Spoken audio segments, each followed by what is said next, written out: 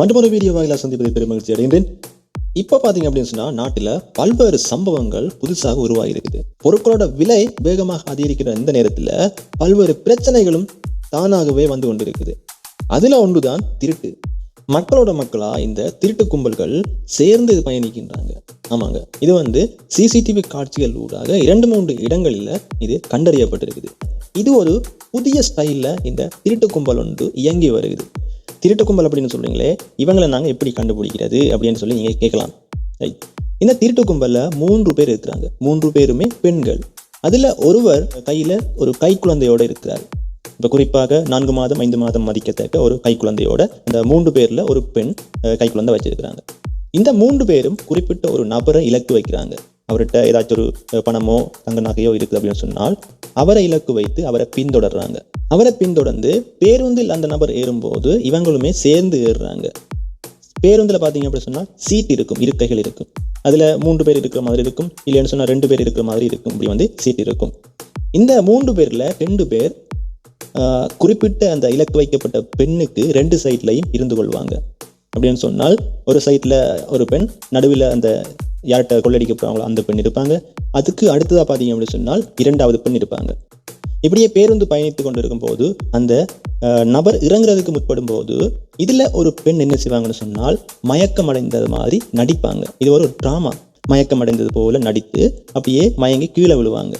கீழே விழும்போது அந்த சீட்டில் இருக்கிற மற்ற பெண் என்ன செய்வாங்கன்னு சொன்னால் சத்தம் போடுவாங்க. இந்த பெண் மயங்கிட்டாங்க அப்படின்னு சொல்லி பெருசாக கூச்சலிட்டு சத்தம் போடுவாங்க. சத்தம் போடுற அந்த நேரத்தில் பார்த்தீங்க அப்படின்னு சொன்னால் பொதுவாகவே எல்லோருமே அங்கே இருக்கக்கூடிய எல்லா மக்களும் என்ன ஆச்சு ஏதாச்சு இவங்களை ஹாஸ்பிட்டலுக்கு கொண்டு போகிற வழிகளை இவங்க பார்ப்பாங்க.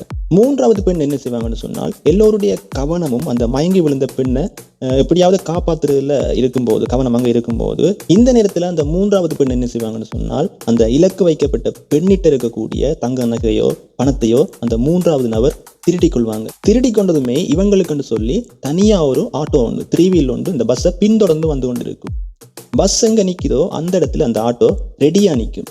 இப்போ என்ன செய்வாங்கன்னு சொன்னால் அந்த 3வது பெண் இந்த தங்க நகைகள் பணத்தை எல்லாத்தையுமே எடுத்துக்கொண்டு 3 பேருமே அப்படியே பஸ்ஸால் கீழே இறங்கி அந்த ஆட்டோவில் ஏறி அப்படியே தப்பிச்சு போயிடுவாங்க.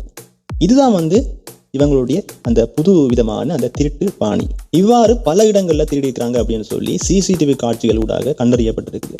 நீங்கள் பயணிக்கின்ற பஸ்ஸிலேயோ நீங்கள் பொது இடங்கள்லையோ யாராவது உங்களுக்கு சந்தேகப்படும்படியாக நீங்கள் தகவல் பரிமாறுறாங்களா அப்படின்னு உங்களுக்கு சந்தேகம் வந்தால் நீங்கள் ரொம்பவே வாட்ச் பண்ணி பாருங்கள். அந்த இடத்துல இருந்து நீங்கள் பாதுகாப்பாக வெளியேறுங்க. பொதுவாக பார்த்தீங்க அப்படின்னு சொன்னால் நம்ம எல்லோருமே ஒரு இடத்துக்கு நாங்கள் ட்ராவல் பண்ணும்போது பயணம் செய்கிறோம் அப்படின்னு சொன்னால் எங்கள்கிட்ட இருக்கக்கூடிய பெருமதி மிக்க நகைகளை நாங்கள் அணிஞ்சிட்டு போவோம். அதே நேரத்தில் பெருமதி மிக்க பொருட்களை எங்களுடைய கை பேக்கில் எடுத்துகிட்டு போவோம். இப்படி நாங்கள் பயணம் செய்கிறதால எங்களுடைய பயணம் எப்போவுமே ஒரு நிம்மதியாகவோ சந்தோஷமாகவோ அமையாது. எங்களுடைய பொருளை யாராவது எடுத்துருவாங்களோ, எங்களுடைய நகைகளை யாராவது எடுத்துருவாங்களோ இப்படின்னு சொல்லி எங்களுடைய பயணம் ரொம்பவே ஒரு நரகமான பயணமாக இருக்கும். ஸோ இதனால் நீங்கள் பயணம் செய்யும் போது நீங்கள் பெருமதி மிக்க பொருட்களை எப்போவுமே எடுத்துகிட்டு செல்லாதீங்க. எப்போவுமே நீங்கள் சிம்பிளாக நீங்கள் ட்ராவல் பண்ண பாருங்கள். அப்போ தான் உங்களுடைய ட்ராவல் ஹாப்பியாக இருக்கும், ஹாப்பி ஏர்னியாக இருக்கும். அடுத்த ஒரு வீடியோ வாயிலாக சந்திக்கலாம். ஓகே, நன்றி, பாய்.